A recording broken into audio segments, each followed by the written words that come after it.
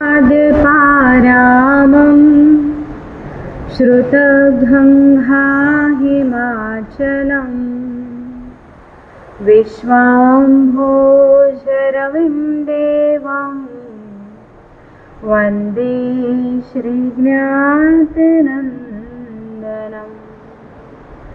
सर्वारिष्टप्रणाशाय सर्वभीष्टार्थदायिने सर्वलब्धिनिधानाय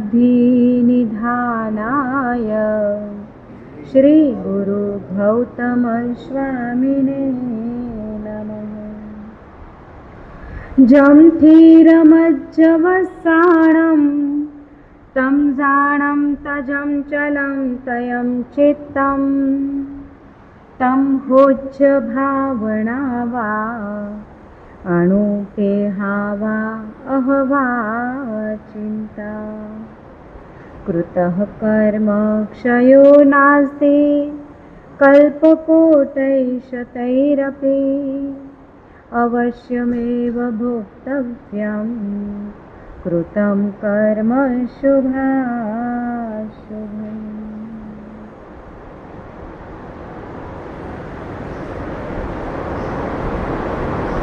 अनंत उपकारी अनंत करुणाना भंडार तारक तीर्थंकर परमात्मा चरम तीर्थपति श्रवण भगवान श्री महावीर परमात्माना परमार्थने पामेला जिनभद्रगणी क्षमा श्रवणजी महाराजा मात्सर्य गुणथी जेटला योजन पण हे आत्मा ताराथी दूर जई शकाय એટલો તું એ અવગુણથી તું દૂર થઈ જા। માત્સર્ય એક જબરજસ્ત અવગુણ છે, એટલે એક જબરજસ્ત એક દોષ છે। એ માત્સર્ય એટલે શું? મૈત્રી પછી પ્રમોદ ભાવના આવે અને આ પ્રમોદ ભાવનાનો વિરોધી છે। શું છે? પ્રમોદ ભાવનાનો વિરોધી છે। પ્રમોદ એટલે શું? પ્રમોદ એટલે આનંદ પામવો, ખુશી પામવી। આનંદ બહારનો નહીં, કોઈ પણ જીવાત્માને તકલીફ થઈ અને દુઃખ થયું અને જે અંદરથી આનંદ ફૂટે એ આનંદ માત્સર્ય ભાવના સહિતનો આનંદ। પણ પ્રમોદ ભાવના સ્વરૂપ જે આનંદ છે, પ્રમોદ ભાવના સ્વરૂપનું જે આનંદ છે, દુઃખીના દુઃખને જોઈને અંદર જાતે જીવાત્મા દુઃખી થઈ જાય, સુખીને નિહાળી કરે અને અંદરથી એને આનંદ થાય કે ભલે એ જીવ સુખી છે, હે ને? આપણો નંબર એમાં કેમાં? દુઃખીને જોઈને રાજીપો થાય કે દુઃખીને જોઈને અંદરથી દુઃખની અનુભૂતિ થાય? આપણે કઈ કેટેગરીમાં? લેવલ તો હશે ને આપણે કોઈક તો? જી પ્રભુ? હા, જો સામે વ્યક્તિ કોણ છે ઈ જોવા જશું ને, આપણે ઈ જોવા જશું ને તો આપણું બહુ મોડું થઈ જશે। અહીંયા નુકસાન સામાવાળાને નથી પગે ચડ્યો। આપણે વિચારીએ કે આપણે એના દુઃખ ઉપર હસી લીધું, આપણને મજા આવી ગઈ, એને નુકસાન છે તો ભલે નુકસાનમાં રહે, ભલે એને તકલીફ થાય તો ઓર વધારે આપણી ઈચ્છા કરી, આપણે વધારે વિચાર્યું કે એને દુઃખમાં દુઃખ આવે, એને તકલીફમાં તકલીફ આવે, આપણે એ વિચારો કર્યા, પણ એ વિચારોમાં નુકસાન સામાને કે આપણને?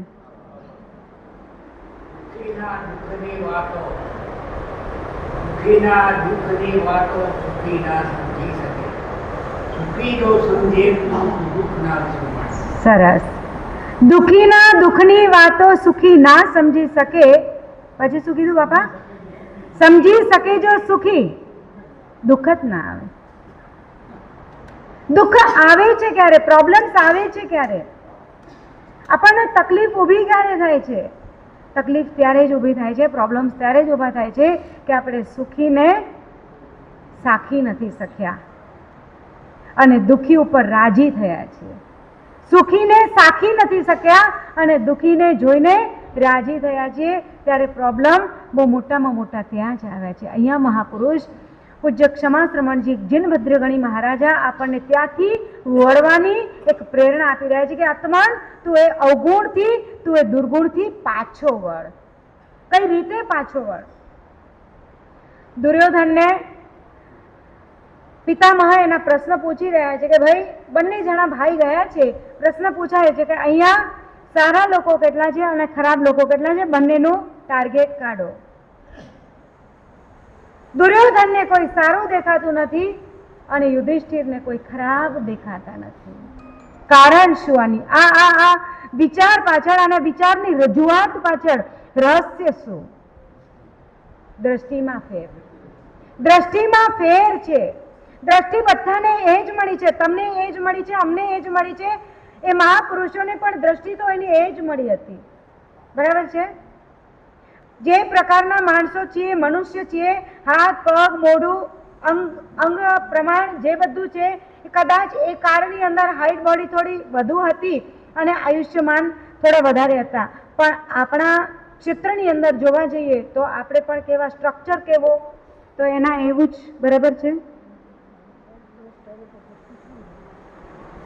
આમ પ્રમાણ બધું એનું એ જ હોવા છતાંય પણ ફેર ક્યાં પડ્યો? ફેર માત્ર ને માત્ર તમારી કે મારી દ્રષ્ટિની અંદર પડ્યો. દુર્યોધનની દ્રષ્ટિ લઈને જો બેઠા હશું તો ડૂબશું, અને યુધિષ્ઠિરની દ્રષ્ટિને લઈને બેઠા હશું ને ડૂબવાની તૈયારી હશે ને ત્યાંથી વળી કોઈ કંઈક તરણું મળી જશે.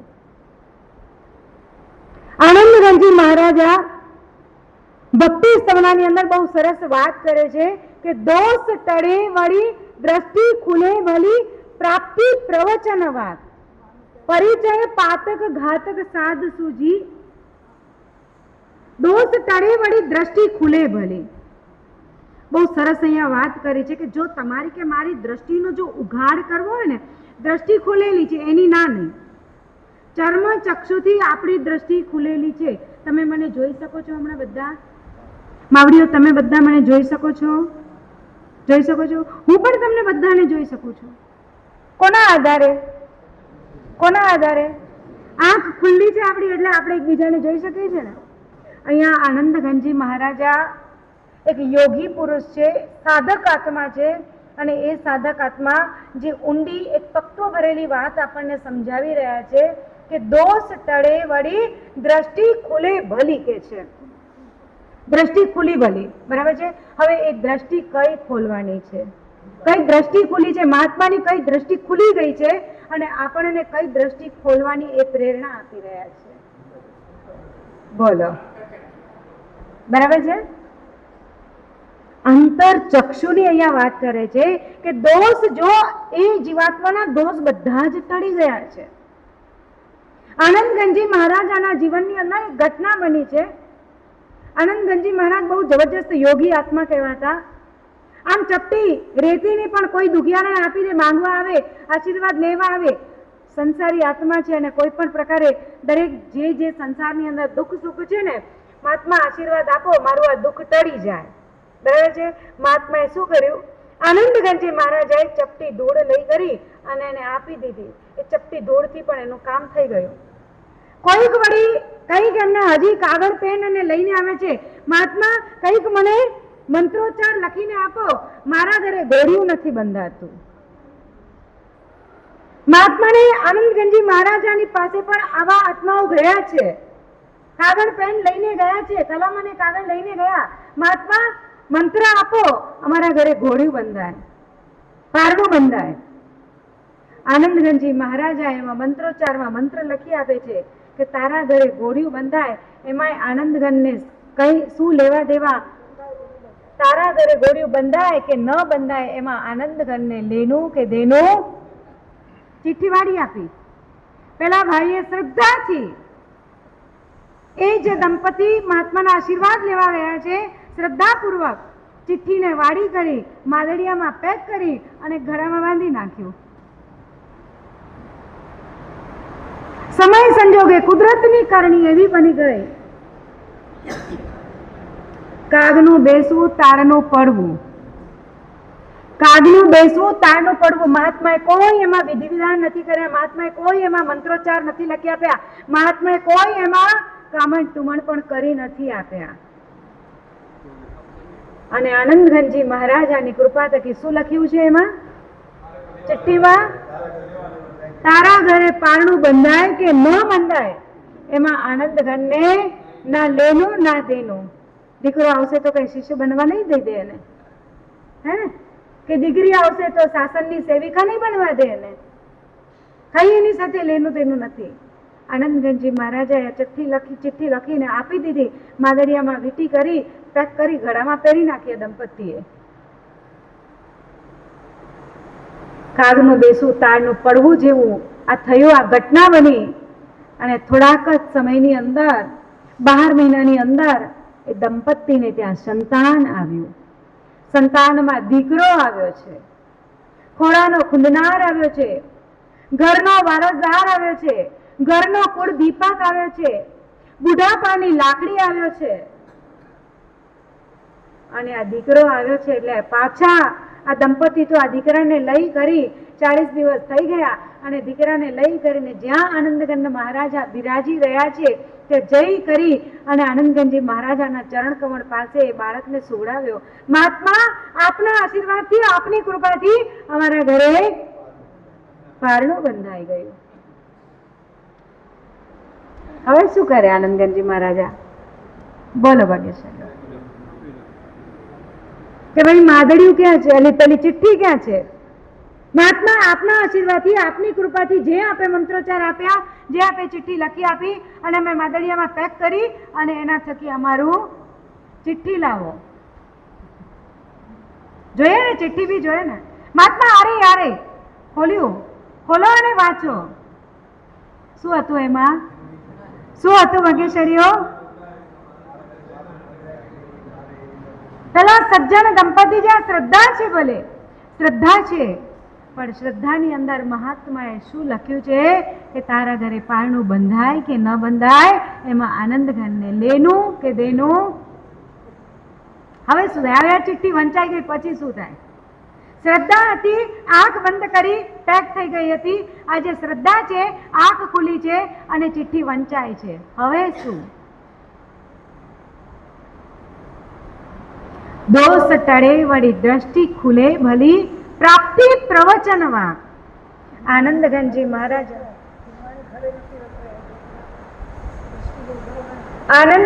મહારાજા તમને કે મને આ જ વાત સમજાવી રહ્યા છે. મહાપુરુષ છે અને સિદ્ધ પુરુષ જેને કહેવાય કે પોતાના જીવનની અંદર જે જે ગુણોનો એ મહાત્માએ ઉઘાડ કર્યો છે એ ગુણોને તમને કે મને ઉગાડવા માટે પ્રયાસ કરાવી રહ્યા છે કે આત્મન, તું પણ આ દ્રષ્ટિને ખોલ.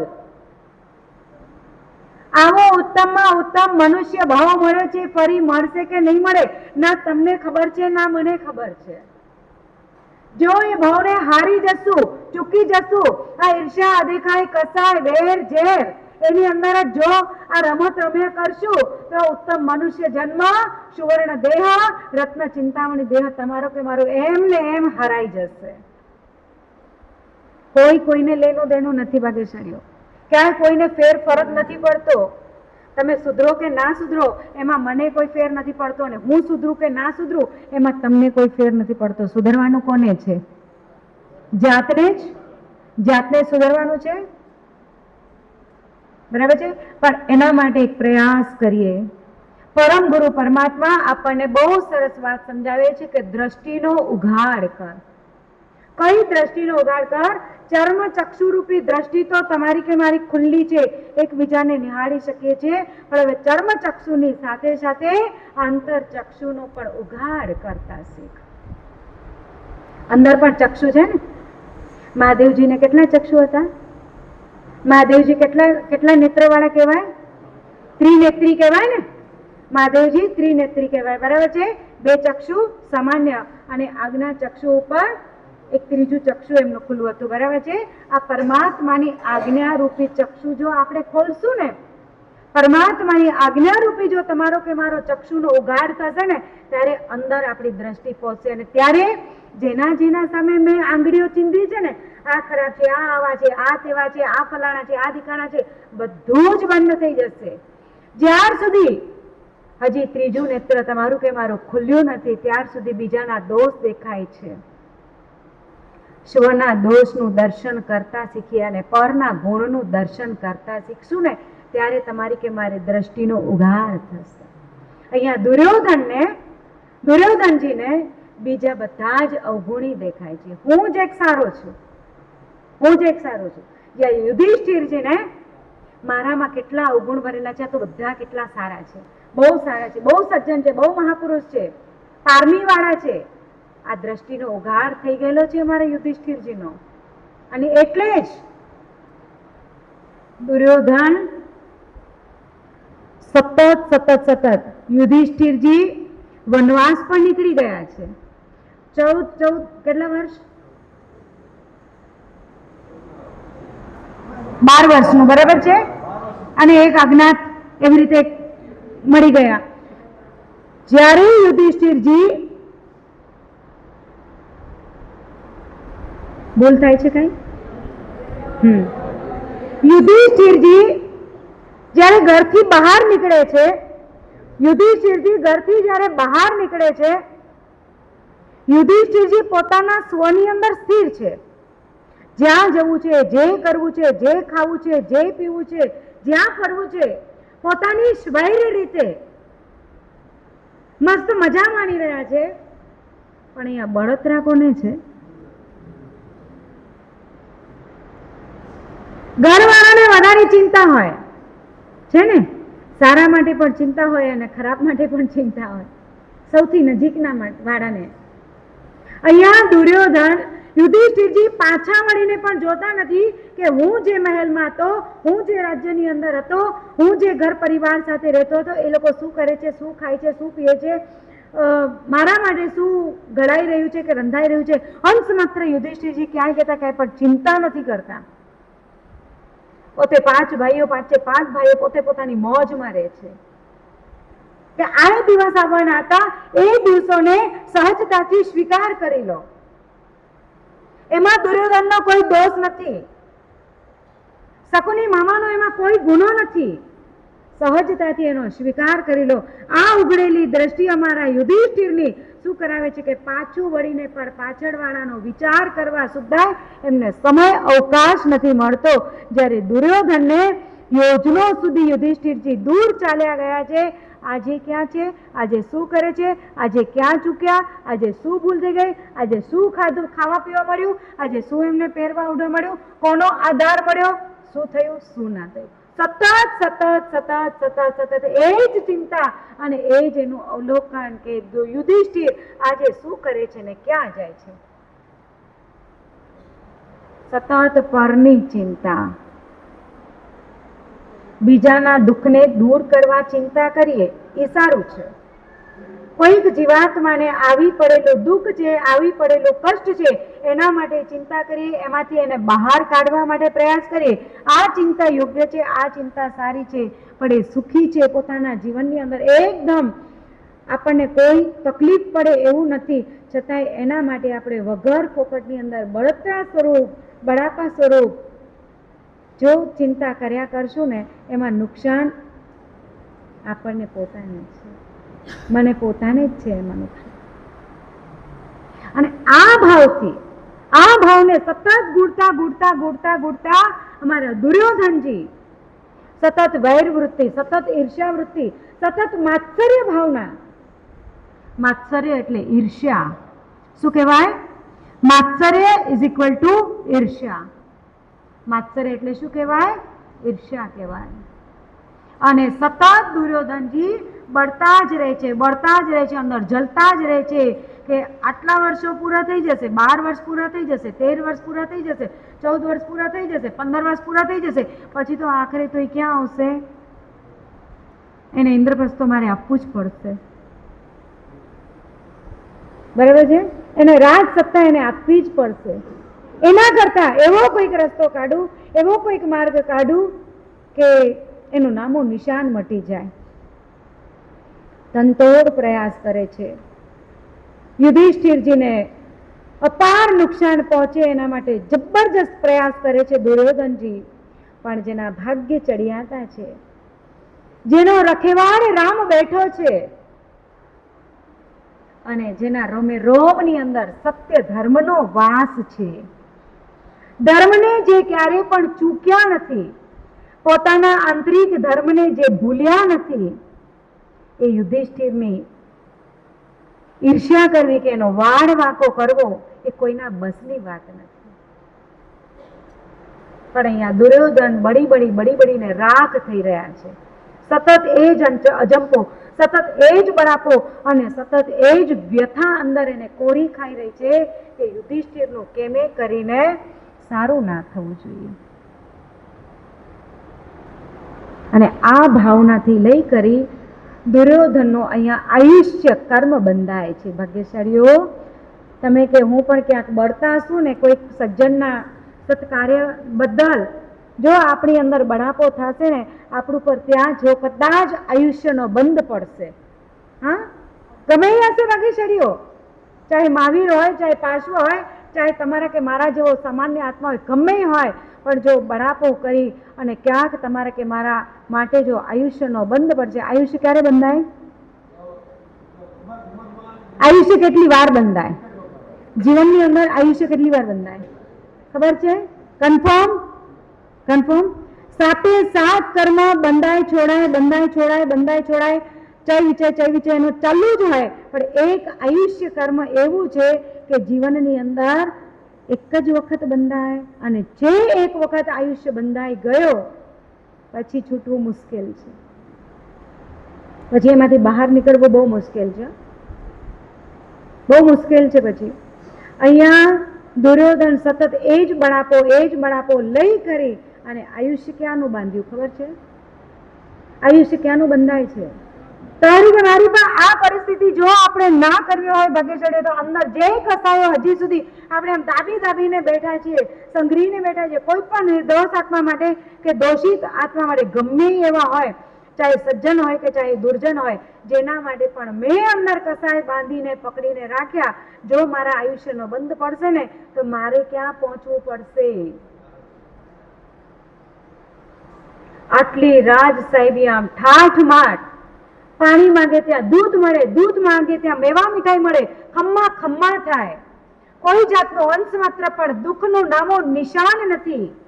દુર્યોધનને પડ્યા બોલ જીલાય છે.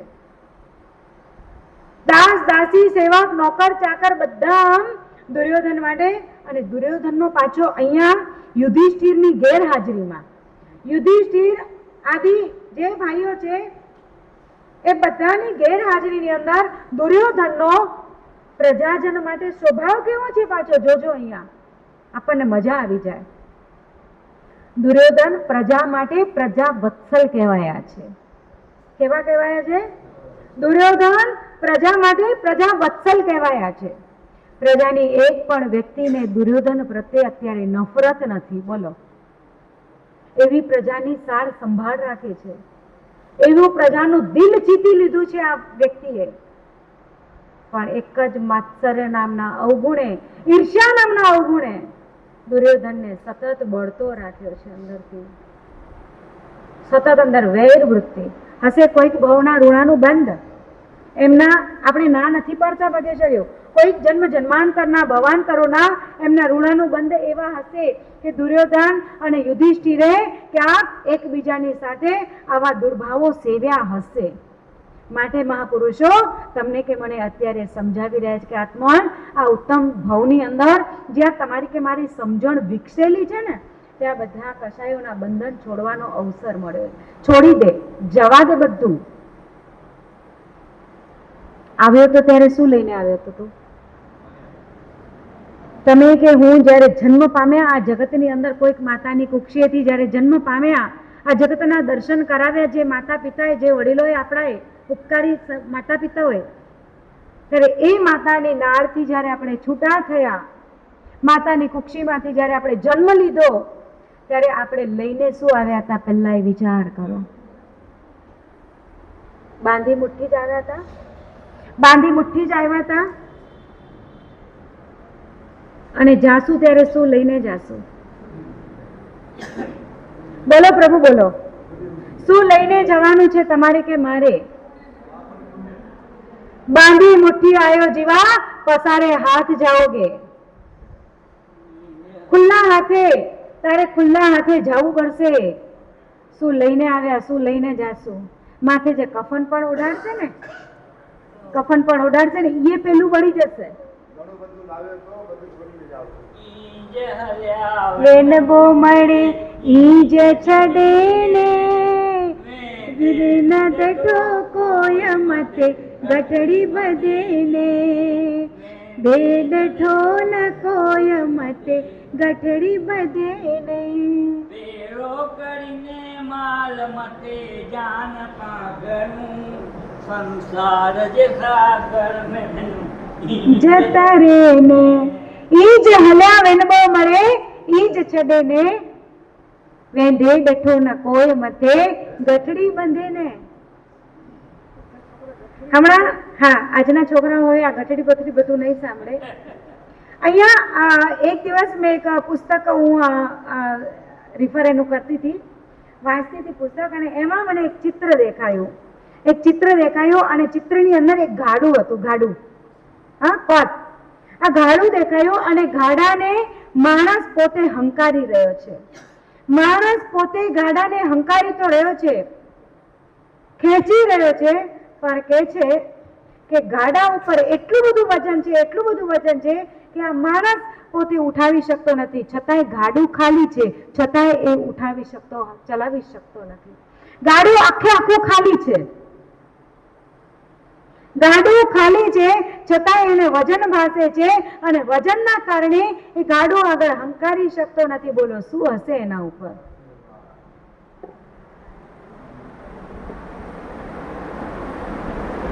અહીંયા એ લખાણ હતું કે अहंकार के सिर से ये गाड़ा इतना वजनदार हो गया है कि चालक को चलाने में बहुत दिक्कत हो रही है. अहंकार रूपी मस्तक थी એ ગાડું એટલું બધું ભારી થઈ ગયું છે કે એને ચલાવવું પણ બહુ મુશ્કેલ પડે છે. અને આ નાળ છે ને, આ ગળાની નાળ એટલી બધી લાંબી હતી અને ગાડા ઉપર એનું મસ્તક વળેલું હતું. અહંકાર રૂપી ગાડું આપણે ભારી કેટલું કરીએ છીએ, ઈર્ષ્યા રૂપી ગાડું આપણે ભારી કેટલું કરીએ છીએ. આ દુર્યોધનજી જે છે માત્ર ને માત્ર એક ભાઈ પ્રત્યેની ઈર્ષ્યા કે એને અહીંયાની એક પણ જમીનનો નાનો સરખો પણ ટુકડો ના મળવો જોઈએ. તો કેમ કરીને એને આપવું? મારે એને આપવું જ નથી, એમાંથી મને કઈ જ એને નથી આપવું. અને આ દુર્ભાવ સેવતા ગુડતા દુર્યોધનનું જ્યારે આયુષ્ય બંધાય છે ત્યારે આયુષ્ય એને છઠ્ઠી નરકના સ્વામી બનાવે છે. ક્યાં? છઠ્ઠી નરકના એને માલિક બનાવે છે, સ્વામી બનાવે છે. કેટલા સાગરોપમ, કેટલો આયુષ્ય? તો કે છે 22 સાગરોપમ. આપણા મગજમાં નહીં આવે ભાગ્યશાળીઓ.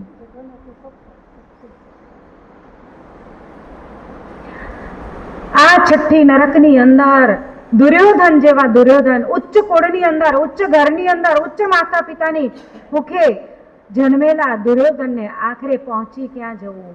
કે 6 પાતાળ નીચે એમને ત્યાં પહોંચી જવું પડ્યું છે. બોલો, છે આપણી તૈયારી? જવું છે? ખાલી એટલો વિચાર કરશું, આપણે બધા એટલો વિચાર કરશું.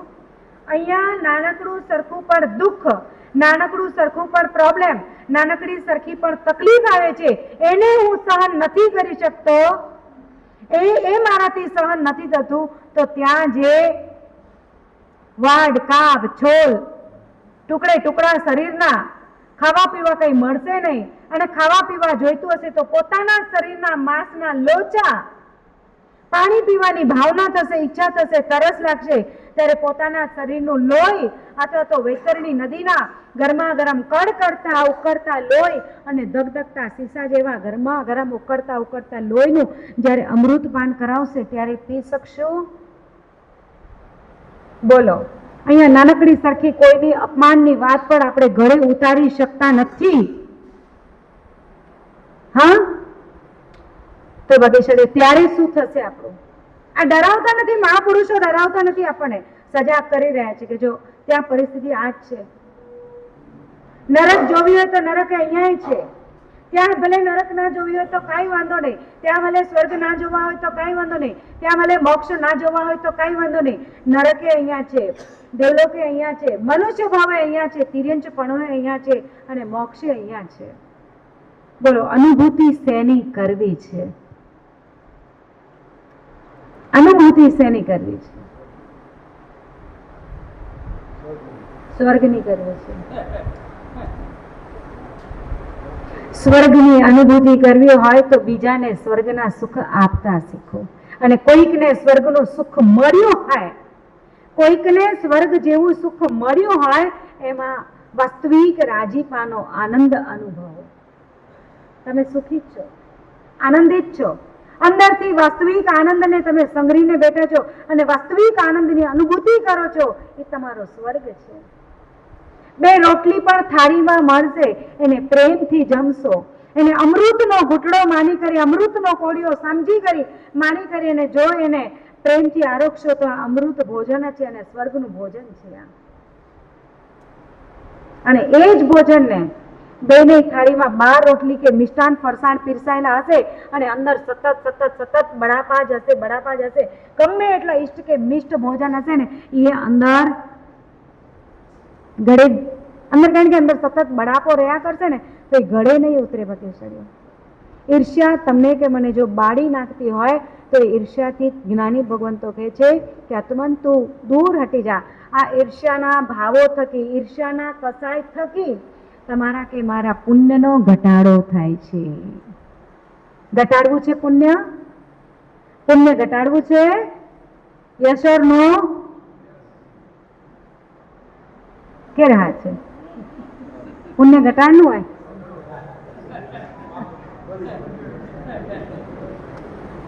ભૂલી ગયા, કઈ વાંધો નહીં.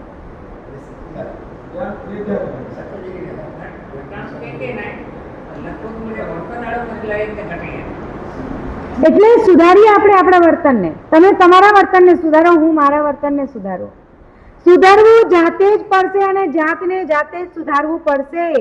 કોઈની તાકાત નથી. તીર્થંકર પરમાત્મા જેવા તીર્થંકર પરમાત્માએ પણ કાલ સૌરભને પણ પ્રવચન આપ્યું છે, દેશને આપી છે, ગૌતમને પણ એ જ સમજાવ્યું છે, ચંદનબાળાને પણ એ જ સમજાવ્યું છે, ઇન્દ્ર મહારાજાને પણ એ જ સમજાવ્યું છે, સુલસા મહાસતી પણ એ જ સમજાવે છે, અંબર શ્રાવક પણ એ જ સમજ્યા છે. બધાએ વાણી તો એક સરખી સાંભળી છે, પણ સમજ્યું કોણ અને સ્વીકાર્યું કોણ એમાં ફેર આવી જાય છે. બરાબર ને પ્રભુ? સાંભળી બધાએ પ્રભુ મહાવીરની વાણી, રોહિણીયા ચોરે પણ સાંભળી, લોકુર એના પિતાએ પણ સાંભળી, પણ હવે કોને અપનાવી પ્રભુની વાણી અને કોને ન અપનાવી એ બધા પોતાના ઉપર ડિપેન્ડ છે. જ્યારે પ્રભુની વાણી મીઠી લાગે છે, પ્રભુની વાણી ગમે છે અને પ્રભુની વાણીનો જ્યારે સ્વીકાર થાય છે ને, એ જીવાત્મા ચરમાવર્ત કાળની અંદર પ્રવેશ કરી ચૂક્યો છે. ત્યારે ચરમ આવર્ત એટલે છેલ્લો રાઉન્ડ, લાસ્ટ પોઈન્ટ. ભલે એને ભાવ ગમે એટલા કરવા પડે, કઈ વાંધો નહીં, પણ ચરમ આવર્ત એટલે છેલ્લો રાઉન્ડ એના માટે. એ જીવાત્માને જેને આ ભલે પ્રભુ અત્યારે સાક્ષાત દેશના નથી આપતા, પણ પ્રભુની વાણી પણ, આ પ્રભુની વાણી છે ને, એ પ્રભુની વાણી પણ જેને અંદરથી ગમતી હોય ને, એ જીવાત્મા ચરમાવર્ત કાળની અંદર પ્રવેશ્યો છે, સમજાશે. કેટલાને ગમે છે પ્રભુની વાણી?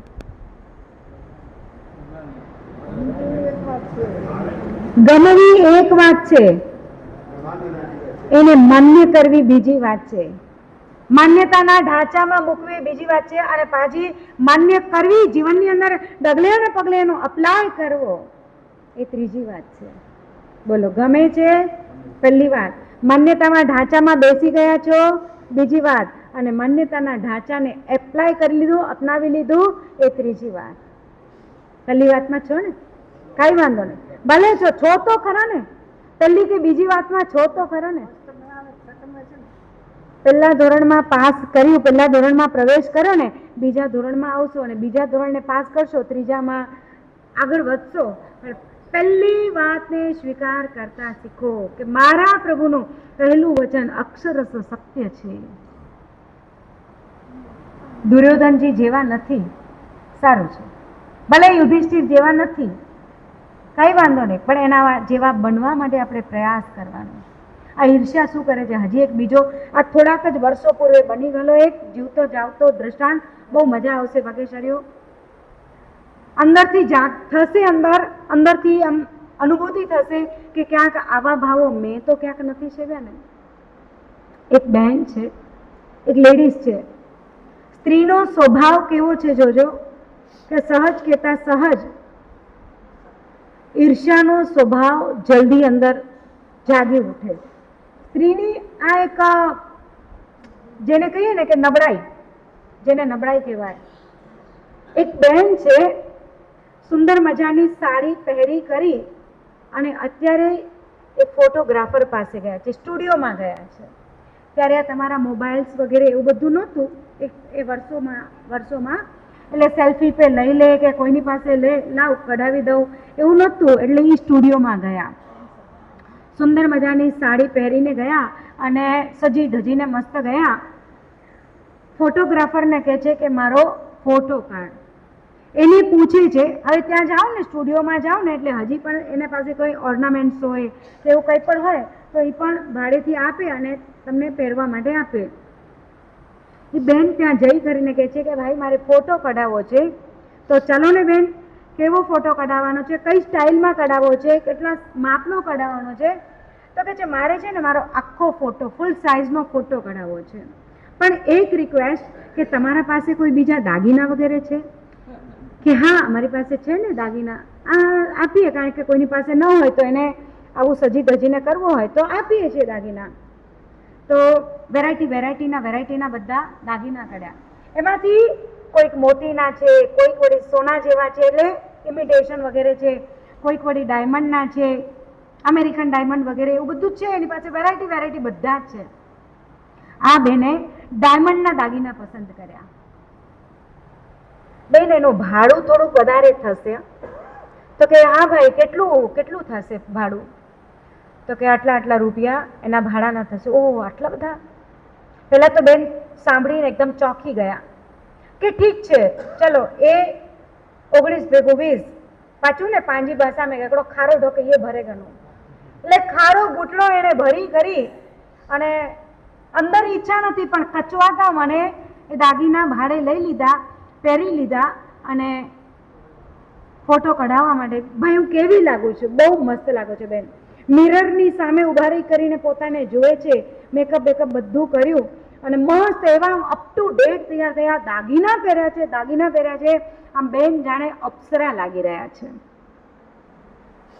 થોડીક ઉંમરના પણ છે, 45-50ની ઉંમરના આ બેન છે અને એણે ફોટો બહુ અપ ટુ ડેટ ફોટો કઢાય. કેમ બેન તમારે ત્યાં કોઈ લગ્ન પ્રસંગ કે એવું કંઈ છે? ના એવું તો કંઈ નથી, બસ મારે ફોટો કઢાવવો છે. તમે પહેલા મારો ફોટો કાઢો. એટલે આ ભાઈએ ફોટોગ્રાફરે ફોટો કાઢ્યો, મસ્ત મજાના 2-3 ફોટા પાડ્યા. બેન કઈ સ્ટાઇલ સારી લાગે છે? જો આ સ્ટાઇલમાં કાઢશો તો આવા લાગશો, આ સ્ટાઇલમાં કાઢશો તો આવા લાગશો. એટલે એને સ્ટાઇલમાં પણ ઊભા રખાવે છે, સ્માઇલ પણ અપાવડાવે છે. જે પ્રકારે ફોટોગ્રાફર એને સજેસ્ટ કરતા જાય છે, ઇન્સ્ટ્રક્શન આપે છે, એ પ્રમાણે ફોટો નીકળ્યો એમનો. ફોટો કઢાવી કરી બેને બધા દાગીના ઉતારી આપી દીધા. એને ભાડું જેટલું હતું એ આપી દીધું અને પેમેન્ટ જે થોડું ઘણું કરવાનું હતું કર્યું. અને પછી જ્યારે ફોટો એમને પ્રાપ્ત થાય, અમુક સાઇઝનો એને ફોટો કરાવવાનો છે એનું એને ઓર્ડર આપ્યો કે આટલી સાઇઝનો મારો ફોટો કરજો. ભલે બેન તમારો ફોટો, પણ બેન મને એક પ્રશ્ન છે કે તમે કહો છો કે અમારા ઘરે કોઈ પ્રસંગ નથી, મારે ત્યાં કોઈ એવું કાર્યક્રમ નથી, તો આ ફોટો તમે એકલા કઢાવવા કેમ આવે? કેમ તમારા કોઈ, તમે પરણેલા છો? હા હું પરણેલું છું ને. તમારા પતિદેવ જોડે નથી આવ્યા? ના એ એમને જોડે નથી લાવી, મને એકલા જ ફોટો કઢાવવો હતો ને એટલે હું એકલી જ આવી. પણ બેન તમારે એકલાય આટલા સજી ધજીને શું કામ ફોટો કઢાવવાની જરૂર પડી? બહેન થોડાક અંદર સ્માઇલ આપે છે. ફોટો તો બહુ સરસ નીકળ્યો, અપ ટુ ડેટ, આમ અપ્સરા જેવા લાગે છે બેન. જોઈને બલબલાને ગમી જાય અને બલબલાના ચિત્તમાં મનમાં વસી જાય એવો ફોટો આ નીકળ્યો છે આજે. અને પેલા ભાઈ પૂછી રહ્યા છે ફોટોગ્રાફર, બેન એનું રહસ્ય તો કઈ સમજો. બેન જણા હસ્યા ને એટલે સામે વળી પાછી ઇંતજારી થઈ. અને બેન હસ્યા શું કામ અને આવડો સરસ સુંદર મજાનો ફોટો શું કામ કઢાવ્યો? બહેન રહસ્યનું ઘટસ્ફોટ કરી રહ્યા છે, બ્લાસ્ટ કરી રહ્યા છે. ભાઈ એવું છે ને કે મને કેન્સર છે. શું કહે છે? મને કેન્સર છે અને આ કેન્સર કેટલા દિવસ મને ટકાવશે, કેટલા દિવસ હું જીવીશ અને કેટલી હજી મારી બાજરી છે, મારું આયુષ્ય કેટલું છે મને ખબર નથી.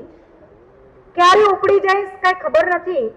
પ્રયાસો ચાલે છે બચવાના અને ટ્રીટમેન્ટ, દવા આ બધું ચાલે છે, પણ મારી પાસે હવે કોઈ ઓપ્શન નથી. પણ જે એટલે એની આંખમાં થોડા આંસુ પણ આવ્યા. બેન રડો નહીં, ચિંતા ન કરો, આ તો સ્વાભાવિક છે. એમાં કર્મનો ઉદય છે અને કર્મના ઉદય પ્રમાણે આવ્યું છે, એમાં કઈ ઓલું નથી. તમારું હું પણ તમને પ્રાર્થના કરું છું કે તમારું જલ્દી સારું થઈ જાય. સામેવાળો વ્યક્તિ, સામેવાળો જીવાત્મા જોજો પટેશરીઓ એને હમદર્દી આપે છે, હૂંફ આપે છે. તમારું જલ્દી સારું થાય અને તમે આ બીમારીમાંથી જલ્દી બહાર નીકળી જાઓ. વાત અહીંયા અટકી નથી. નહીં ભાઈ, એમાં બહુ મને જાજુ નથી. ઠીક છે, ટ્રીટમેન્ટ પણ ચાલે છે, પણ હવે એવું છે ને કે આજ નહીં તો કાલે, આ મહિને નહીં તો બીજા મહિને, બીજા મહિને નહીં તો ચોથા મહિને, 6-12 મહિનામાં તો હું ઉપડી જઈશ. આઈ એમ કન્ફર્મ. મને ખબર જ છે, ડોક્ટરે કહી દીધું છે, હાથ ઊંચા કરી જ લીધા છે અને હવે મારે જવાનો સમય પણ છે. તો પછી બેન આટલું બધું આમ શું કામ કરવાનું, જરૂરત શું કામ, આટલો બધો ઠઠારો શું કામ કર્યો? ભાઈ એવું છે ને, જો હવે શું ઘટના બને છે ભાઈ, ઘટના એવી છે કે હું તો પરલોક ચાલી જઈશ, પણ પાછળ મારા પતિ છે, પાછળ મારા પતિ છે. મારા પતિ મીડિયમ લેવલમાં છે, બહુ હેવી નથી, બહુ લો નથી. અને આવી પરિસ્થિતિની અંદર હું જ્યારે વિદાય થઈ જઈશ ત્યારે મારા પતિ મારી ગેરહાજરીમાં મારો ત્યાં ફોટો મૂકશે. બરાબર ને? એકાદ વ્યક્તિ વિદાય થઈ જાય એટલે હા ફોટો મૂકશે. એ મારો ફોટો મૂકે એના પહેલા મને ખબર જ છે કે મારે જવાનું છે, એના પહેલા હું જ મારો ફોટો ત્યાં મૂકી દઉં તો કેટલું સરસ. બેન આટલી બધી તમારી હિંમત અને તમારી તૈયારી છે.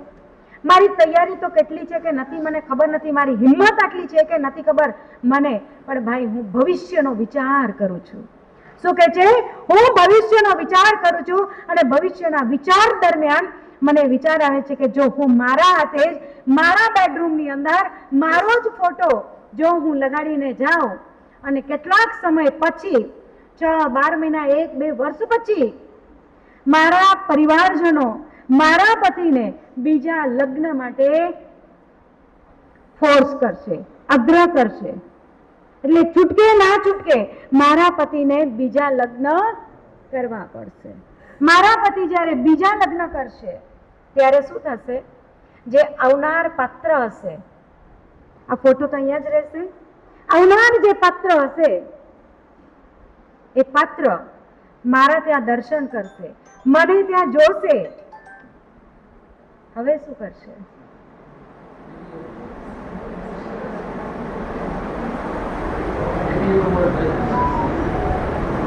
ભાગ્યશાળીઓ, મારા પતિ મને એને બીજી સ્ત્રીને લઈ આવશે, બીજી સ્ત્રી મારા દર્શન કરશે. મારા પતિ તો કહેશે ને કે ભાઈ આ મારી પૂર્વ પત્ની હતી, આમ હતી, તેમ હતી, આવું તેવું જે ગુણ અવગુણ હશે બધું જ કહેશે એને. અને જ્યારે પેલી નવી આવેલી સ્ત્રી મારા ફોટાના દર્શન કરશે, મને જોશે અને મારા અંગો પર જે ઉત્તમ વસ્ત્રો, હેવીમાં હેવી જે દાગીના, ભલે હું અત્યારે ઇમિટેશનના દાગીના પહેરીને ફોટો કઢાવું છું, પણ એને ક્યાં ખબર હશે કે આ સાચા છે કે ખોટા છે? એટલે મારા પતિ પાસે શું કરશે માવડીઓ? શું કરશે? મારા પતિ પાસે એ દાગીનાની માંગણી કરશે કે આ દાગીના ક્યાં છે? આજે નહીં તો કાલે કરશે અને કરશે એટલે મારા પતિ નનૈયો બનશે કે આ દાગીના આપણી પાસે નથી, આ દાગીના આપણી પાસે નથી, તો મારી જે શૌક્ય હશે એ મારી શૌક્ય કહેશે કે તો પછી આ ફોટામાં જે આ સ્ત્રીએ તમારી પૂર્વ પત્નીએ જે પહેર્યા છે એ ક્યાંથી આવ્યા? કારણ કે મારા પતિને ખબર નથી કે આ દાગીના આજે મેં ફોટો ગુપ્ત રીતે કઢાવ્યો છે, એટલે મારા પતિને પણ ખબર નથી કે આ દાગીના ક્યાં છે, શું છે, કોના છે, સાચા છે કે ખોટા છે, અને સાચા છે કે ખોટા છે એનો અંદાજ નથી મારા પતિને, અને હું આ ફોટો લગાડી દઉં છું. થોડાક જ સમયની અંદર મારે જવાનું છે. જ્યારે એકદમ મને લાગશે આ ફોટો પણ હું હમણાં તો સિક્રેટ રાખીશ, હું ક્યાં રહું છું, શું રહું છું એને ક્યાં ખબર હશે પેલા ફોટોગ્રાફરને, પણ હમણાં હું સિક્રેટ રાખીશ. અને જ્યારે મને લાગશે કે હવે મારી જવાની તૈયારી છે અને હવે હું જઈ રહી છું, ત્યારે એ ફોટો મારી ભીતે ટીંગાડી દઈશ. અને એ સમયે પછી આવેલી જે સ્ત્રી હશે એ સ્ત્રી એમની પાસે માંગણી કરશે કે આવા કપડાં અને આ દાગીના બધા મને બતાવો, આપો. અને જ્યારે નહીં હોય ત્યારે આ બંનેના જીવનની અંદર શું થશે?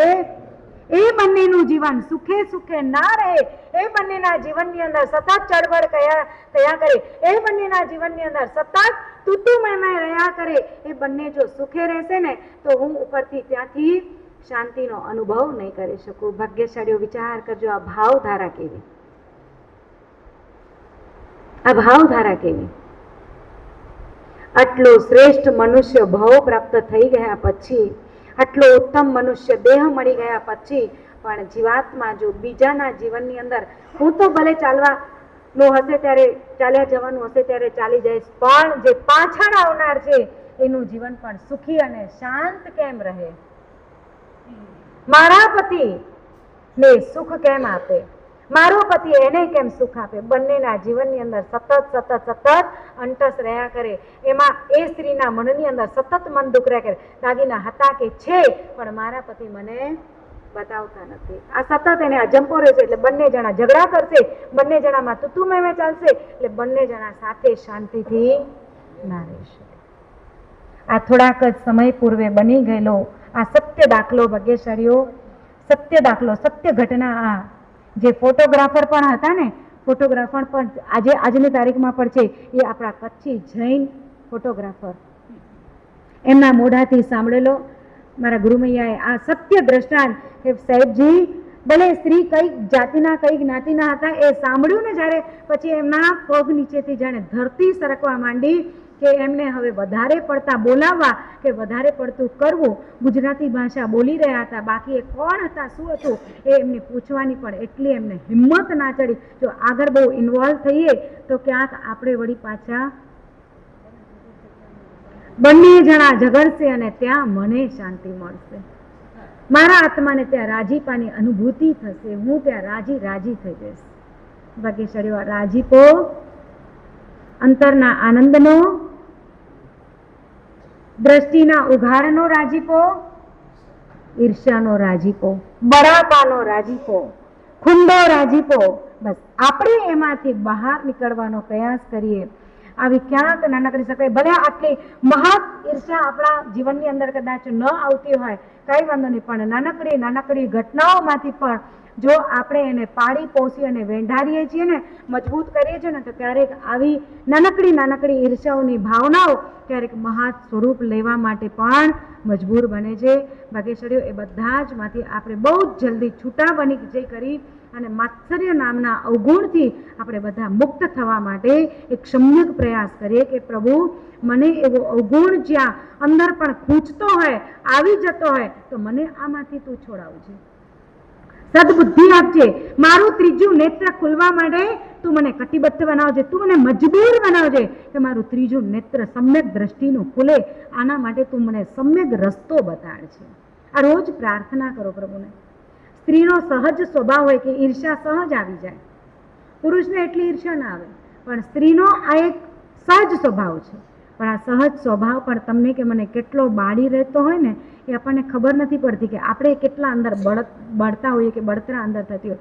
આ બળતરા આપણને જો બાળીને ભસ્મીભૂત ન કરી નાખે, બસ આ સતત શુદ્ધ ભાવમાં રહીએ અને શુભ ભાવના એના બદલે પ્રમોદ ભાવમાં આવતા થઈ જાઓ. કોઈ પણ જીવાત્મા ભલે નાનું કામ કરે છે કે મોટું કામ કરે છે, મહાન કાર્ય કરે છે, પણ એ મહાન કે નાનકડા કામ દરમિયાન પણ તમે એના ગુણગાન ગાતા થઈ જાઓ, અવગુણ વિદાય લેશે, સદગુણ હાથ વગો થઈ જશે.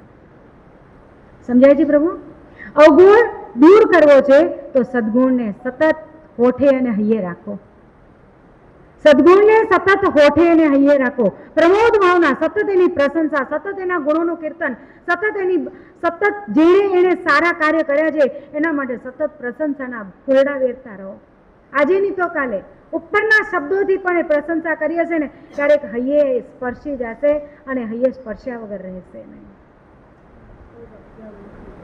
એ તો જ આપણે દુર્ધ્યાનમાંથી બચશું અને તો જ આપણે સદ ધ્યાનની અંદર, ધર્મ ધ્યાનની અંદર સ્થિર થશું. પ્રભુને ભક્ત બહુ સરસ એક વિનંતી કરે છે, કહે છે કે મને પ્રભુ આપ તો પારંગત થઈ ગયા છો, આપ તો પરમ સીમાને પહોંચી ગયા છો, પણ હું પણ એ પરમ સીમાને સ્પર્શ કરું ને, ખાલી સ્પર્શ કરું ને એવી થોડીક ભાવના મને પણ સ્પર્શાવો.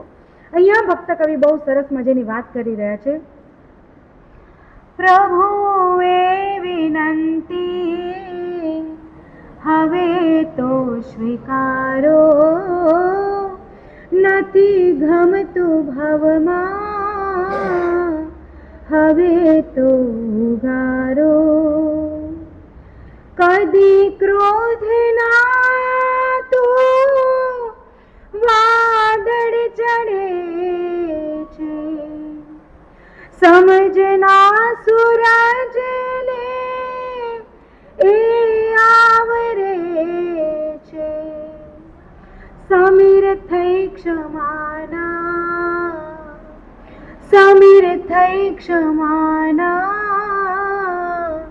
હવે તો પધારો. પ્રભુએ વિનંતી હવે તો સ્વીકારો. કદી માન હાથી આવી ચઢે છે, વિનયના શિખરેથી એ ગબડાવે છે. વિનયના શિખરેથી ગબડાવી દે છે. સમર્પણની સરગમ બનીને પધારો, સમર્પણની સરગમ બનીને પધારો. પ્રભુએ વિનંતી હવે તો સ્વીકારો. કદી તો કપટના કાંટા ઉગે છે, કદી તો કપટના કાંટા ઉગે છે. નિખાલસ વિચારોના ફૂલોને વિંધે છે. માળી બનીને હવે તો પધારો. પ્રભુએ વિનંતી હવે તો સ્વીકારો. કદી લોભ સાગર ઉછાળા મારે છે, કદી લોભ સાગર ઉછાળા મારે છે. તપ અને ત્યાગના વહાણો ડૂબે છે, તપ અને ત્યાગના વહાણો મને ડૂબે છે. સુકાની બનીને નાવિક બનીને હવે તો પધારો.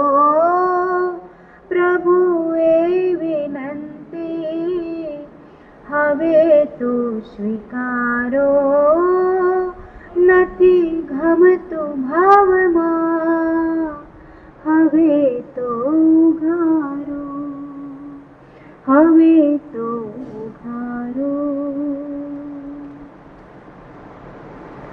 નિત પ્રભુના શ્રી ચરણોની અંદર જઈ કરી પહોંચી જઈ કરી અને પ્રભુની પાસે આ ચારે ચાર કશાય ને હું જન્મ જન્માંતરોથી વેંઢારી અને પાળી પોસીને બેઠો છું ને પ્રભુ, આ તમામે તમામ મારા ચારે ચાર કસાયને નિર્મૂળથી ઉખેડી દો પ્રભુ. જો આપની તાકાત જે અનંત શક્તિના જો માલિક છો તો પ્રભુ આ મારા કસાયો જેને મેં મજબૂત કરીને રાખ્યા છે, બહુ એને સંભાળીને એને સંઘરીને રાખ્યા છે, પાડી પોસીને એને બહુ મોટા વૃક્ષ બનાવું છું, તોતિંગ વૃક્ષો બનાવું છું. પ્રભુ આ મારા કશાયોને શું કરો, જડમૂળથી ઉખડી નાખો અને મને વૈરાગ્યનો અંદર ભાવ જાગે, વૈરાગ્યની ભાવના જાગે, સંસાર પ્રત્યે મને ઉદાસીનતા પ્રત્યે પ્રભુ એવી તો મને ક્ષણો આપો. આ ક્ષણને માણવા માટેનો એક પ્રયાસ, સમ્યક પ્રયાસ કરીએ વગેશરીઓ. આ ક્ષણો બહુ મહામૂલી અને બહુ કિંમતી હોય છે. એક પાણીનો પ્યાલો પણ જ્યારે પીતા હો ને, એક પાણીનો પ્યાલો પણ, એક પાણીનો ગ્લાસ વાપરતા હો જ્યારે, ત્યારે પણ એક પ્રાર્થના કરો પ્રભુને કે પ્રભુ આ તારી કૃપા કેટલી મારા ઉપર, મારા પુણ્યનો પ્રભાવ કેટલો કે મને આજે આ તૃષાને छिपाવવા માટે આ પાણીનો પ્યાલો મળે છે. મારા પુણ્ય કેટલા શ્રેષ્ઠ છે, ઉત્તમ છે કે પ્રભુ મારી ક્ષુધાને સમાવવા માટે, આજે મારા પેટના ખાડાને પૂરવા માટે આજે મને અમૃત ભોજન મળે છે. છતાંય હું શું કરું છું, એ પાણીના પ્યાલાને પણ હું ઝેર સમાન એને ઘૂંટાવી જાઉં છું. આ અમૃત ભોજનને પણ હું પ્રભુ આજે આમાં આ થોડીક ભૂલ છે, આજે તેમાં તે થોડીક ભૂલ છે. આજે કોઈકે સારું બનાવ્યું તો એના માટે ઈર્ષ્યા છે, કોઈકે નબળું બનાવ્યું એના માટે મને કસાય જાગે છે. આ બધા દુર્ભાવોના જે વાદળો મને સતત ઉમટાવી રહ્યા છે ને પ્રભુ, એક વાદળ, મેઘના વાદળ થઈ કરીને આવી જાઓ અને ક્ષમાના સમીર બનીને આવી જાઓ, મારું બધું જ શાંત થઈ જશે. કશાયોને પાળવાના કે પોષવાના નથી, એને બહાર કાઢવાના છે. કશાયનો જે દુશ્મન છે, ક્યાંક ક્ષમાને લાવો, ક્યાંક પ્રેમને લાવો, ક્યાંક વાત્સલ્યને લાવો, ક્યાંક સરળતાને લાવો, ક્યાંક સંતોષને લાવો. જો આ કશાયોના એના જે આ બાપ છે ને એને લાવશો ને તો ભાગ્યશાળીઓ તમારું કે મારું જીવન ઉન્નતિના પંથે આગળ વધશે. મહાપુરુષ એવા ભાવના અધિકારના અધિકારી. ખરેખર આ ભાવના અધિકાર શું કામ કહેવાય છે કે આ ભાવના, આ મહાપુરુષો છે ને ઉત્તમ કક્ષાની ભાવનાઓ ભાવી છે અંદર, એટલે આ અધિકાર કયો કહેવાય તો કે છે ભાવના સ્વરૂપ અધિકાર કહેવાય. કે જ્યાં 16 ભાવનાઓ ભાવી છે, ક્યાંક 4 મૈત્રિયાદી ભાવના ભાવી, ક્યાંક અનિત્યાદી 12 ભાવનાઓ ભાવીને, અને કોઈ પણ જીવ મારા થકી ક્યાંય પણ તકલીફમાં ના આવે ને, મને ભલે ગમે એટલા દુઃખના વાદળ આવી જાય એ હું સહન કરી લઉં, પણ બીજાને હું દુઃખ ના આપું ને, આ સતત આ મહાપુરુષોએ ભાવના ભાવીને એટલે અધિકાર એમને મળ્યો, ભાવના અધિકાર મળ્યો. નિર્વાણ અને ઉદયભાને નક્કી કરી લીધું છે કે આજ પછી ક્યારે પણ એ માતા પાસે આપણે જવું નહીં, એવા નબળા નિમિત્ત એને નહીં આપવાના કે જેથી કરીને એને આપણા ઉપર પાછો વિકાર જાગે, કે આપણા માટે પાછી એવી દુશ્મનાવટ એને પેદા થાય. શું કામ એ નિમિત્ત શું કામ આપવાનો? એને બળાપો થાય, એને ઈર્ષ્યા થાય, એને દુઃખ થાય, એને કસાય થાય, એને આપણા ઉપર જલન થાય કે આપણા પ્રત્યે ધિક્કાર થાય, એવું શું કામ કરવાનું? છોડો ને આ ઝંઝટ બધી, આપણી જિંદગી આપણે મોજથી જીવીએ, મસ્તથી જીવીએ. આ બંને ભાઈઓએ નક્કી કર્યું છે, પણ કહે છે કે બધા દિવસ સરખા નથી હોતા, બધા જ દિવસ સરખા નથી હોતા, બધી જ ક્ષણો, બધો જ સમય એક સરખો નથી ચાલતો. દિવસોના દિવસો વીતતા જાય છે, મહિનાઓના મહિનાઓ પસાર થતા જાય છે, અને અહીંયા એક ઘટના બને છે કે આ દીકરાઓ આજે પોતાના મિત્રો સાથે ગેડી દડો રમી રહ્યા છે, અને ગેડી દડો રમતા જે દાડાનો ગેડીની જે તાકાત છે એ તાકાત એ દડાને એટલી જોરથી લાગી છે કે દડો ઉછળતા શ્રી રાણીના મહેલમાં પહોંચી ગયો. ઇન્ટેન્શન નહોતું એનું, હા, કે હેતુ નહોતો એનો, પર્પસ નહોતું એનું કે આ મારો દડો હું ચક્કો કે છક્કો લગાડું તો દડો ઉછળીને ક્યાં પડે, શ્રી રાણીના મહેલમાં, એ માને પણ હું ત્યાં જઈ આવું. નહીં, એવું કોઈ જ એનો હેતુ લક્ષ્ય નહોતો ભાગે ચડ્યો, પણ તે છતાંય હેતુ અને લક્ષ્ય વિના જે આ વીરભાણજીએ દડાને જે ઠોકર મારી, ઘેડીનો ફટકાર કર્યો, એ દડો પહોંચી જઈને શ્રી રાણીના મહેલમાં પહોંચી ગયો. કાગનું બેસવું, તાડનું પડવું, અહીંયા આ ઘટના તો બની, ભવિતવ્યતાની અંદર આ ઘટના કદાચ નિર્માણ પામેલી હશે. સમજાય છે ભાગ્યશાળીઓ? આ ઘટના ઉપર ક્યાંક બંધ પડી ગયો હશે ને, ત્યારે આ ઘટના આજે નિર્માણ પામે, બંધનો આજે ઉદય થયો છે, કર્મનો આજે ઉદય થયો છે. અને એ કર્મ જ્યારે ઉદયમાં આવ્યું ત્યારે હવે બધા છોકરાઓ કહે છે કે આ દડો, આ ફટકાર્યો કોણે? દડાને ફટકાર કોણે આપ્યો? વીરભાણે ફટકાર આપ્યો. બરાબર, બધા દોસ્તો એના દડો પેલા તો ક્યાં ગયો ને ઈ જોવા માંડ્યા કે અહીંયા ક્યાં દડો દેખાતો નથી, અને દડો ઉછળી કરી, આટલી મોટી 8-10 ફૂટની દિવાલ છે, અને એ દિવાલને ઉછાળી કરી ઉપર જઈ કરી અને દડો એના મહેલની અંદર પડી ગયો. હવે દડો તો લેવા જવું પડશે. બધા છોકરાને ખ્યાલ આવી ગયો કે આ દડો ક્યાં ગયો, બોલ ક્યાં ગયો. ફટકાર કોણે પાડ્યો? તો કે વીરભાણે પાડ્યો. વીરભાણ થકી એ દડો ઉછળીને અંતઃપુરની અંદર ગયો. કોઈ છોકરાઓને ખબર નથી કે અંતઃપુરમાં શું ઘટનાઓ બની છે અને અંતઃપુરમાં કોના માટે શું વિચારો ચાલી રહ્યા છે, કોઈને કાંઈ ખબર નથી. માત્ર જાણે છે તો ઉદયભાણ અને વીરભાણ, અને સાથે સાથે આ સામે સ્ત્રી એવા શ્રી રાણી સમજી રહ્યા. આ ત્રણને જ ખબર છે ઘટના. ચોથી વ્યક્તિને આ છોકરાઓએ ક્યાં અણસાર આપ્યો નથી. દડો પડતા તો પડી ગયો, ઉછળતા ઉછળાઈ ગયો. હવે શું કરવું? દડો એક જ છે, રમતમાં ભંગ પાડવો નથી. જલ્દી દડો પ્રાપ્ત થઈ જાય, મળી જાય, અને પાછી આપણે આપણી રમતને કન્ટિન્યુટીમાં રાખી દઈએ. આ ભાવ ઈચ્છા સહિત છોકરાઓ કહે છે, મિત્રો એના કહે છે કે વીરભાણ તે ધક્કો માર્યો છે, તે એને ફટકાર માર્યો છે, હવે કોણ લેવા જશે? ઉદયભાણ અને વીરભાણ બંને જણા એકબીજાના મોઢા જોઈ રહ્યા છે કે ભાઈ હવે શું થશે? વીરભાણ કહે છે કે જવા દો. ઉદયભાણ પણ મનની અંદર તો વિચાર કરે છે કે ભાઈ કહે છે એ સાચું છે, સારું છે, જવા દો તો જવા દો, રમત કોક કરી નાખો, બીજી કોઈક રમત રમશો. અરે દોસ્તોને પણ જાહેર કરી નાખ્યું કે આપણે બીજી રમત રમશું, શું ફેર પડે છે, જવા દો. અંદર ખબર છે કે જો ક્યાંક પકડાઈ જશો અને ફસાઈ જશો તો ઉપાધિ થઈ પડશે. પણ પડતા જે દડો ચોઘાનની અંદર પડ્યો છે, છોકરાઓને ખબર છે કે આ દડો મહેલમાં નહીં ગયો હશે, દડો ક્યાં હશે? ચોઘાનમાં. ચોઘાન બહુ મોટું છે એટલે ખબર જ છે. બંને ભાઈઓ અંદરો અંદર તો મસલત કરી લે છે કે ભાઈ નથી જવું, નથી જવું, રહેવા દો, રહેવા દો. પણ અહીંયા છોકરાઓ બધા બાળકો જે છે એને ફોર્સ કરે છે કે નહીં, રમતની અંદર ભંગ ના ખપે. હવે તારો બેટિંગનો વારો હતો, અમારો બોલિંગનો વારો હતો, અમે જ્યાં જીતવાના હતા કે અમારી જ્યાં બોલિંગની ટીમ હતી, અને હવે તું એમને એમ કહી દે કે ભાઈ આ રમત ફોક તો નહીં ચલાવી લઈએ, નહીં જ, તને તો હરાવીને જ રહેશું અને તને લેવા બોલ જવું જ પડશે, કારણ કે બોલ આ તારા થકી પડ્યો છે, એટલે જા તું લઈને આવ.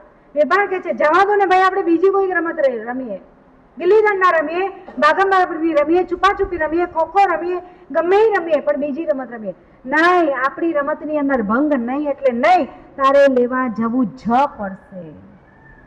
જા, જલ્દી જા. એટલે વીરભાણને બહુ જ પ્રયાસે એને ત્યાં મોકલ્યો છે. વીરભાણ જેવા જાય છે, મહેલને બહુ મોટો તોતિંગ લાકડાનો દરવાજો છે, અને ત્યાં એ લાકડાનો દરવાજો તો બહુ મોટો દરવાજો છે ને, દ્વાર છે એ તો બંધ છે, પણ એમાં જે ડેલીનો જે દરવાજો હોય ને, નાનો દરવાજો, બારી, ગોખબારી, એ બારી ત્યાં થોડીક અડકાયેલી હોય, કોઈને આવન જાવન કરવી હોય તો ચાલી જાય. આ દીકરા વિચાર કરે છે કે જઈએ કે ન જઈએ. બધા છોકરાઓને કીધું તમે રમવાનું ચાલુ રાખો, તમે બીજું કંઈક રમો, ત્યાં સુધી અમે હમણાં દડો લઈને આવીએ છીએ. બંને દીકરાઓ આગળ ગયા. જો ભવિતવ્યતાની અંદર કેવું લખાયેલું છે કે હજી જો બીજા 2-4 છોકરાઓ જો જોડે આવ્યા હોય ને તો ક્યાંક દુર્ઘટના ન બને, પણ આ દીકરાઓને ભાવીએ બોલાવ્યા છે, અને ભાવીએ બોલાવ્યાની અંદર બારી દ્વારા બંને દીકરા અંદર આવ્યા. પહેલા વીરભાણ આવ્યા, પછી ઉદયભાણ આવ્યા. આજુબાજુ બધે ઠેકાણે જોઈ લે છે, દ્રષ્ટિ ફેરવે છે, દડો ક્યાં છે, દડો ક્યાં દેખાતો નથી. અને એ જ આરસા દરમિયાન જ્યાં બેટિંગ આ ક્રિકેટ રમાઈ રહી છે એમની એ જ સમય દરમિયાન કંઈ જ કામ નથી. રાજરાણીઓને કામ પણ શું હોય, બધું હાથમાં મળે, માંગે તે બધું જ મળે. અને શ્રી રાણી સદનસીબ જોગે કે કમનસીબ જોગે ઝરૂખામાં ત્યાં બેઠેલા છે. માથે જે એમનું મહેલ છે પહેલા બીજા માળે ત્યાં ઈ બેઠા છે અને અહીંયા જોઈ રહ્યા છે કે દૂર દૂર છોકરાઓ ગેડી દડો રમી રહ્યા છે અને આ દડો ઉછળતા ઉછળતા મારા મહેલના પ્રાંગણમાં આવ્યો છે. મારા મહેલના પ્રાંગણમાં દડો પહોંચ્યો છે અને હવે શું કરવું? એના માટે વીજળીનો ચમકારો, અને વીજળીના ચમકારામાં જ શ્રી રાણીએ કંઈક કાર્ય કરી લેવાનું હતું. હવે શું કરો? આ છોકરાઓ લેવા તો આવશે જ, અને જો લેવા આવે, આજે મોકો મળ્યો છે, આજે તક મળી છે, અને જો આજે મળેલી તકને હું જો ગુમાવી દઈશ તો મારા જેવી મહામૂર્ખ બીજી કોઈ નહીં હોય. આ કોણ ડિસાઈડ કરે છે? શ્રી રાણી ડિસાઈડ કરે છે. ડિસિઝન પાવર એનો બહુ જબરજસ્ત છે. ચટ માંગની પટ વિવાહ. अब કરો, જલ્દી કામ કરો. અને શ્રી રાણી આ વિચાર કરે છે કે દડો જેવો પડ્યો, છોકરાઓ ત્યાં રમી રહ્યા છે, હમણાં જ લેવા આવશે. ચાલ શ્રી રાણી ફટાફટ ઉતાર.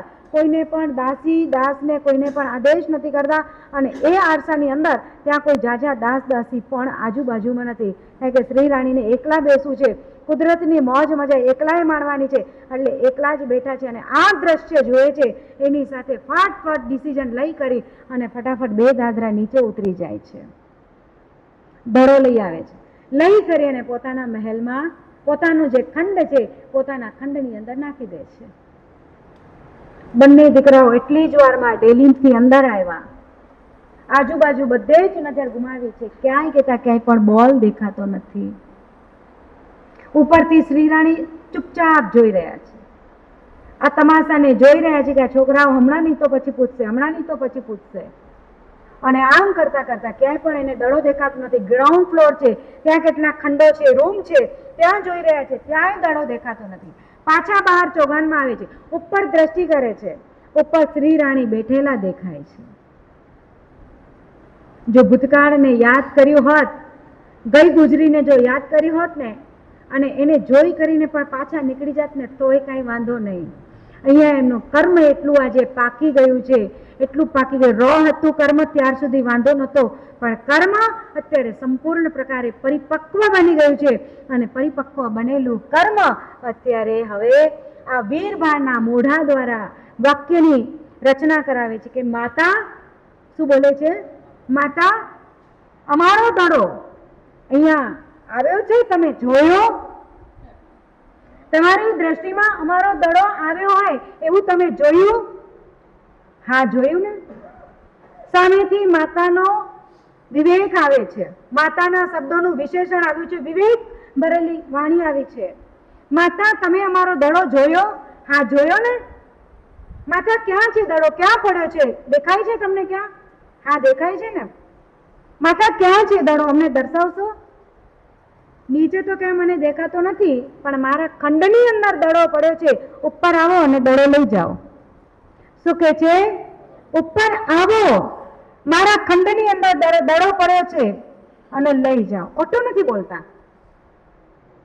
ખોટું પણ બોલીએ, કપટવાળી ભાષા પણ બોલીએ તો પણ અહીંયા દોષ લાગે. શ્રી રાણી ખોટું નથી બોલ્યા, બોલ્યા સાચું છે. દડો ક્યાં છે? બોલ ક્યાં છે? મારા ખંડની અંદર છે.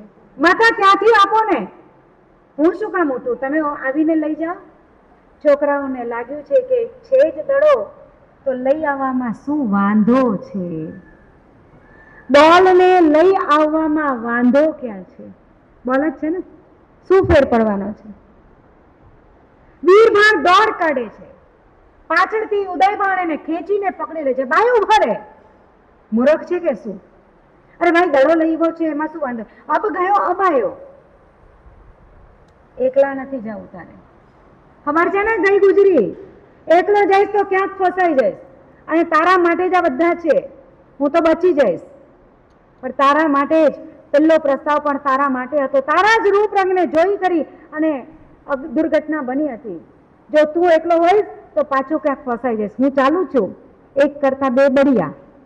એક કરતા બે બઢિયા. ભાઈ હું ચાલું છું, તું ઊભો રહે. ચાલો ભાઈ, એક સે ભલા દો. અને આમ કરીને બંને જણા ધાડ ધાડ ધાડ બે બે ચાર ચાર પગથિયા ધડાધડ ચડતા જાય છે. આમ અડધી 5 મિનિટમાં તો બંને ભાઈ ઉપર પહોંચી ગયા. માતા ક્યાં દડો છે? અંદર જાઓ, અંદર છે. માતા ત્યાં જ બેઠા છે, શ્રી રાણી ત્યાં જ બેઠા છે, જ્યાં પોતાનું આસન હતું, જ્યાં ખુરશી લગાવેલી છે ત્યાં જ બેઠા છે. બંને ભાઈ અંદર ગયા. માતા ક્યાં દડો પડે છે? જો સામે જ પડ્યો છે દડો. દડો લેવા ગયા. બંને ભાઈ જોડે જાય છે. ઉદયભાણ હજી દરવાજાની થોડી અંદર ઊભા છે અને વીરભાણ અંદર ગયા, દડો લેવા ગયા.